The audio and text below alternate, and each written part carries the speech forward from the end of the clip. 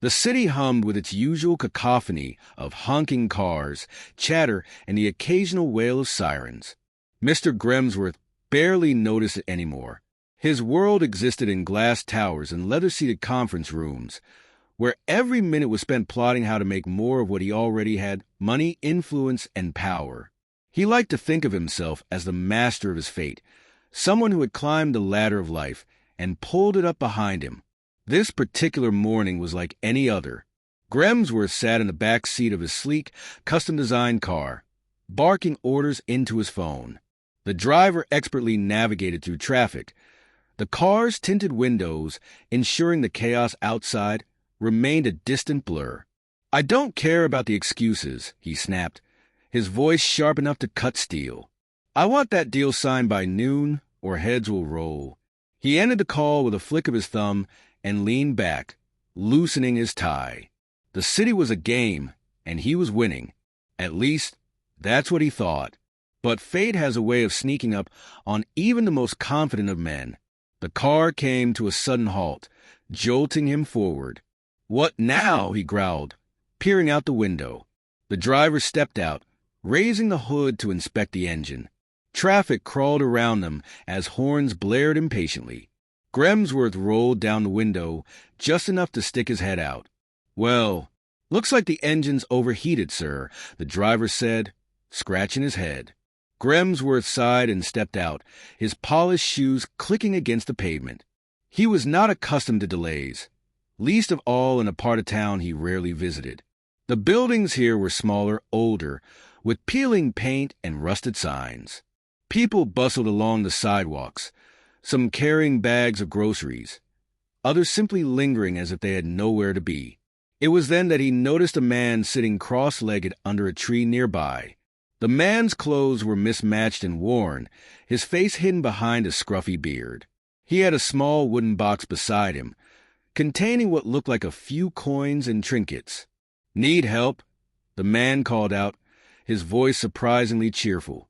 Grimsworth turned toward him, half annoyed and half curious. "You? Help me? What could you possibly do?" The man grinned, unbothered by the derision.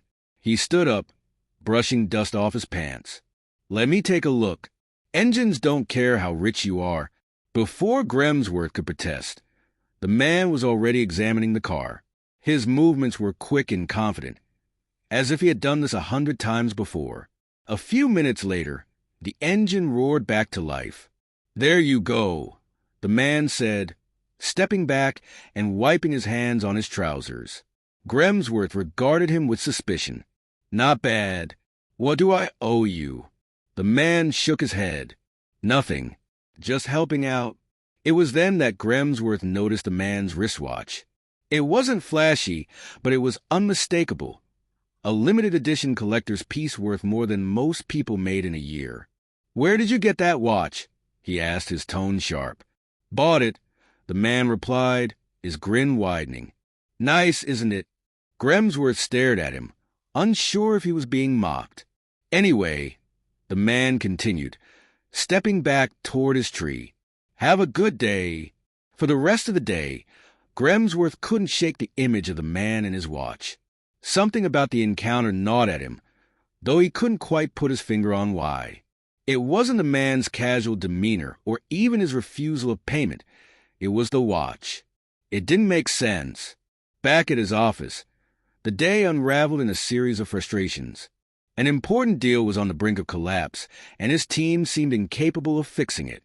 His usual confidence wavered as he stared at the numbers on the screen, each one a reminder of how precarious even his vast empire could be. That night, as he lay in bed staring at the ceiling, he thought of the man under the tree. There was something about his calmness, his easy smile, that felt alien in a world where everyone was clawing for more. Who was he? How could a man dressed in rags afford such a watch? And why did he refuse the money? These questions circled Grimsworth's mind like vultures, picking apart his sense of certainty. By the time sleep finally claimed him, he had resolved to find answers. The next morning, Mr. Grimsworth sat at his desk, a cup of black coffee untouched beside him. His phone buzzed with incoming calls and messages, but he ignored them. For the first time in years, his mind wasn't on quarterly profits or business deals. It was on the beggar with the collector's watch. He opened his laptop and began searching. First, he looked up the watch. As he had suspected, it was a rare piece from a high-end Swiss manufacturer, valued at nearly $100,000. Owning one wasn't just a statement of wealth. It was a sign of exclusivity, a marker that you belonged to an elite club. Then he tried searching for local pawn shops and collectors, wondering if the man had stumbled across the watch by chance. He found nothing. Frustrated but determined, he decided to take a more direct approach. That afternoon, he instructed his driver to take him back to the part of town where the encounter had happened. The streets were just as busy, the buildings just as worn, but the beggar was nowhere in sight. Grimsworth got out of the car and walked along the sidewalk, ignoring the odd looks from passers-by who clearly weren't used to seeing someone like him here. Finally, he spotted the man sitting under a different tree, whittling a piece of wood with a small knife. The wooden box was beside him again, and this time, it contained a few more coins and what looked like a carved figurine. "You're back," the man said, looking up with a smile. Grimsworth hesitated, unsure how to start. "I need to talk to you." "Talking's free," the man replied, gesturing for him to sit. Grimsworth eyed the ground, his tailored suit at odds with the dusty pavement, but curiosity won out. He lowered himself onto a nearby bench. "That watch," he began. "It's worth a fortune. How do you have it?" The man chuckled, as though he'd been expecting the question. "Ah, the watch. It always gets people talking." He held up his wrist, letting the sunlight glint off the metal. "I bought it years ago, when I had money." Grimsworth raised an eyebrow. "You had money? What happened?" The man leaned back against the tree trunk, his knife still in hand. "I used to be like you. Big house, fast cars, more money than I knew what to do with. But it never made me happy. I spent years chasing after more deals, more recognition, more everything. And then one day, I realized I didn't even know why I was doing it anymore. So you just gave it all up?" Grimsworth asked, incredulous. "Not all at once," the man admitted. "It started small. I sold the things I didn't need, invested what I had wisely, and kept enough to live on. Then I walked away, decided to see what life was like without the noise." Grimsworth frowned. "But why live like this? You could be comfortable, even if you're not chasing wealth." The man shrugged. "Comfort's overrated. People think it's about having the best of everything, but really, it's about finding peace. And I found mine." The simplicity of the answer unsettled Grimsworth. It went against everything he believed about success, ambition, and the purpose of life. "Who are you?" he asked, his voice quieter now. The man smiled. "Call me Marlin." Grimsworth stayed for a while longer, asking questions that Marlin answered with a mix of humor and insight. When he finally left, his mind was buzzing with thoughts he couldn't quite organize. In the days that followed, Grimsworth's own life began to spiral further out of control. The risky investment he had poured millions into collapsed completely, dragging his other ventures down with it. He spent hours in meetings, desperately trying to stop the bleeding, but it was no use. By the end of the week, he was facing the unthinkable, bankruptcy. For the first time in his life, Grimsworth felt powerless. The empire he had built was crumbling around him, and there was nothing he could do to save it. One night, after yet another fruitless meeting with his lawyers, he found himself driving aimlessly through the city. Without realizing it, he ended up back in the same part of town where Marlin lived. He parked his car and walked to the tree, hoping to find the strange man who had become the focus of his thoughts. Marlin was there, as usual, whittling a new piece of wood. He looked up and smiled when he saw Grimsworth. "You look like a man who's had a rough week," he said. Grimsworth sat down heavily on the bench, his head in his hands. "I'm losing everything. The business, the house, the cars. It's all gone."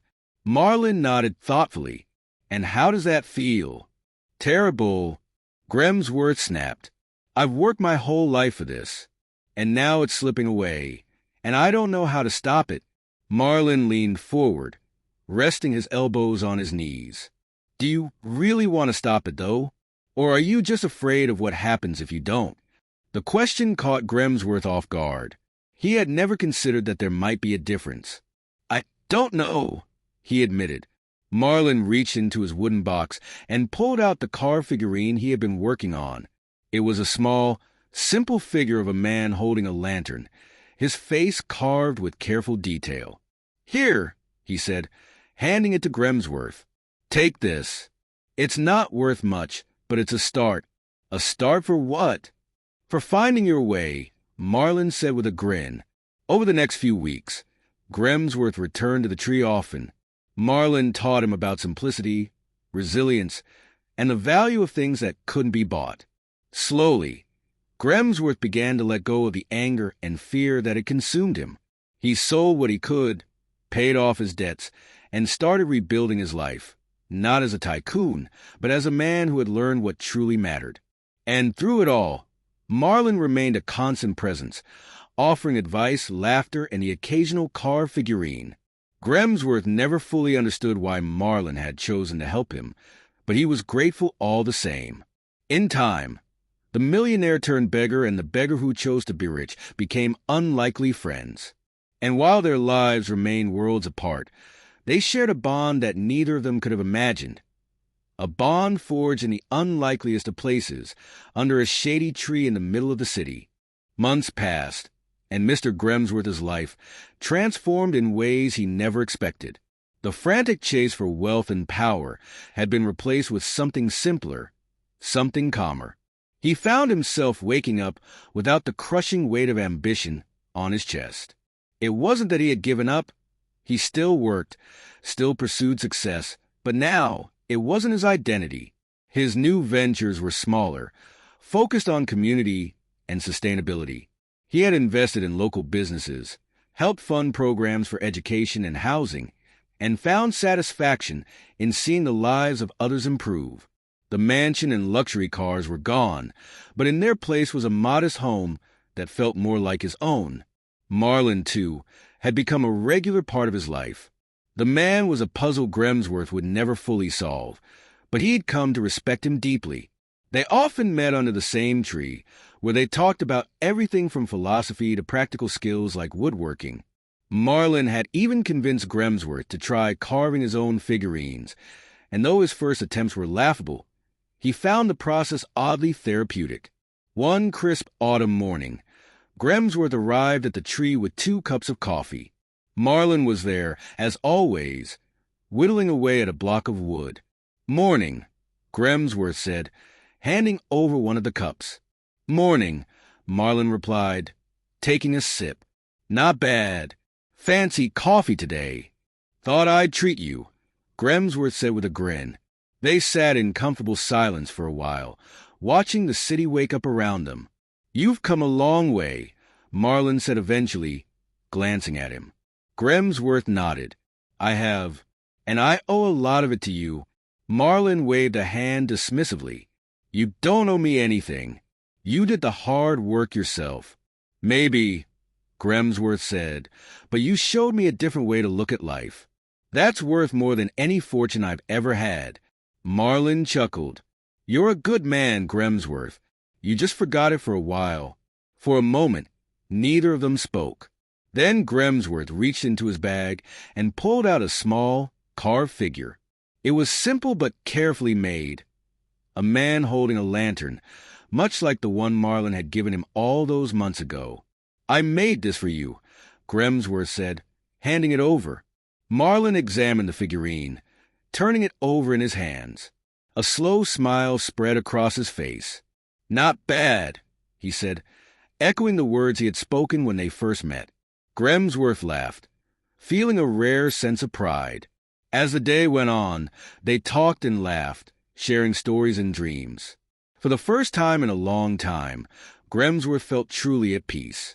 Eventually, as the sun dipped lower in the sky, Grimsworth stood to leave. "You know," he said, "I used to think success was about climbing as high as you could, but now I think it's about who you meet along the way." Marlin nodded, his grin as wide as ever. "That's the real treasure," with a wave. Grimsworth walked away, the carved figure still warm in Marlin's hands. As he disappeared into the crowd, Marlin leaned back against a tree, his smile lingering.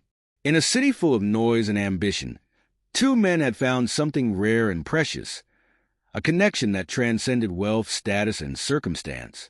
And though their paths had been wildly different, they both knew they had gained something far greater than money could ever buy. Grimsworth's journey was far from over, but he no longer feared what lay ahead. For the first time in his life, he understood that true wealth wasn't about what you owned. It was about what you shared and the people who walked beside you.